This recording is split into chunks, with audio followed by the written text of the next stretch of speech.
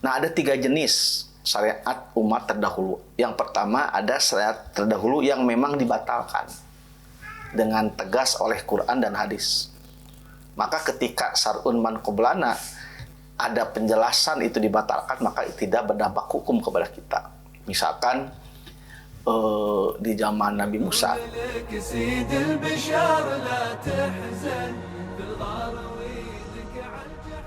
Alhamdulillahirabbil alamin wa bihi nasta'inu ala umuri dunya waddin.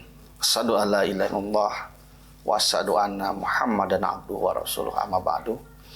Saudara-saudaraku, kajian usul fikih kita masih terkait dengan dalil-dalil hukum yang sifatnya mukhtalaf fiha, yang diperselisihkan ya.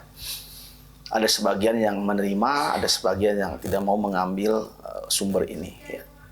Misalkan syar'un man qablana ya, pengkaji usul fikih pasti akan mengkaji salah satu sumber yang disebut dengan syar'un man qablana. Syar'un artinya syariat, man orang-orang, qablana sebelum kami, sebelum kita umat Nabi Muhammad. Banyak syariat yang memang itu bersumber dari nabi-nabi terdahulu. Syariat Nabi Musa, syariat Nabi Isa, Nabi Daud ya, bahkan Nabi Ibrahim. Nah, ada 3 jenis syariat umat terdahulu. Yang pertama, ada syariat terdahulu yang memang dibatalkan dengan tegas oleh Quran dan hadis. Maka ketika syar'un man qablana ada penjelasan itu dibatalkan, maka tidak berdampak hukum kepada kita.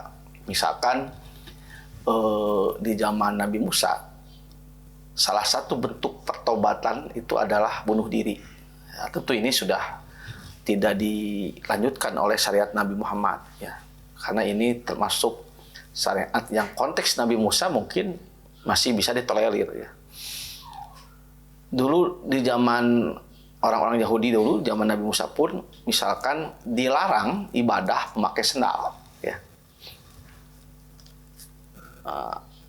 Justru sebaliknya syariat itu dibatalkan. Justru oleh syariat Nabi Muhammad kita boleh sholat memakai alat penutup kaki ya, boleh memakai sendal ya.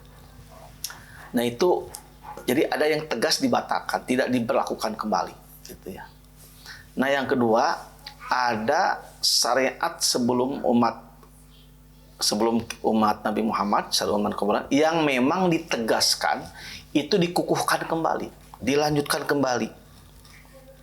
Misalkan puasa Daud ya, puasa selang-seling ya.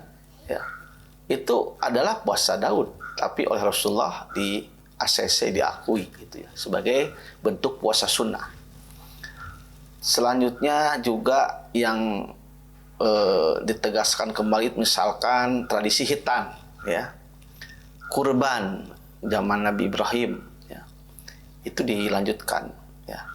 Lalu syariat Nabi Musa terkait hukum qisas ya, itu juga syar'un man qablana. Misalkan puasa Tasu'a, Asyura, puasa 10 Muharram, itu oleh Rasulullah kita tahu bahwa itu adalah dirayakan juga puasa itu oleh kaum Yahudi, Nasara, maka Rasulullah ya udah kita ikut saum itu ya, karena Nabi Musa, Nabi Isa juga bagian dari nabi-nabi kita yang harus diimani, diikuti. Tapi Rasulullah membuat sebuah inovasi bahwa kalau mereka hanya 10 Muharram, maka saya kalau punya usia, punya umur, akan melaksanakan tanggal 9 juga. Jadi makanya dalam riwayat Muslim disebutkan bahwa Rasulullah ingin puasa sunnah Muharram bukan hanya tanggal 10, tapi tanggal 9. Dan ini menjadi sebuah sunnah ya, disebut dengan puasa sunnah Tasu'a, Asyura. Nah itu syar'un man qablana yang memang ditegaskan oleh Rasulullah. Nah yang ketiga, ada syar'un man qablana yang memang tidak ada konfirmasi dari nas, dari Rasulullah. Apakah syar'un man qablana itu dinasah, dibatalkan, atau ditegaskan? Inilah yang menjadi wilayah perdebatan gitu ya. Tapi sebagian ulama mengambil syar'un man qablana seperti ini. Kenapa? Karena filosofinya adalah setiap nabi itu sama. Selain misinya tauhid juga syariat mereka juga bisa diakui oleh kita. Ya. Nah, dalam konteks ini terjadi perbedaan pendapat. Ada yang sebagian ulama yang tidak mau mengambil syar'un man qoblana yang belum ada penjelasan yang sharih. Ya.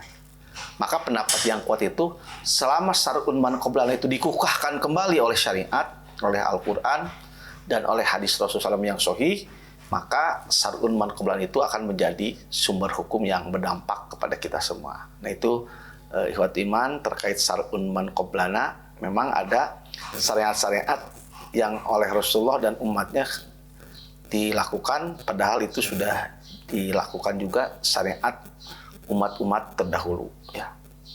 Nah itu nanti tergantung bagaimana syar'un man qoblana itu dari sisi nukil, riwayat. Apakah ada konfirmasi dari nas atau tidak. Kalau dikukuhkan oleh nas, oleh Al-Quran dan oleh Rasulullah SAW, maka syar'un man qoblana itu hakikatnya syariat untuk umat Muhammad, untuk kita semua. Tetapi kalau ada nas yang tegas membatalkan syariat umat terdahulu itu, maka kita tidak boleh melaksanakan itu, tidak berlaku. Tetapi kalau tidak ada penjelasan yang jelas, sharih, maka disinilah terjadi sikap berbeda di kalangan ulama. Dan sebagian ulama mengkukuhkan ini karena selama itu syariat umat terdahulu dari nabi-nabi terdahulu, maka lebih baik kita kerjakan, ya. Walaupun tidak ada nas yang sharih. Tapi sebagian lagi ulama tetap syar'un man qoblana harus dikukuhkan oleh Rasulullah SAW, sehingga kita yakin itu juga diwajibkan, dilaksanakan atau dianjurkan kepada kita semua. Itu saja, mudah-mudahan ada manfaatnya. Aqulu qouli hadza wa astaghfirullah li wa lakum. Wassalamualaikum warahmatullahi wabarakatuh.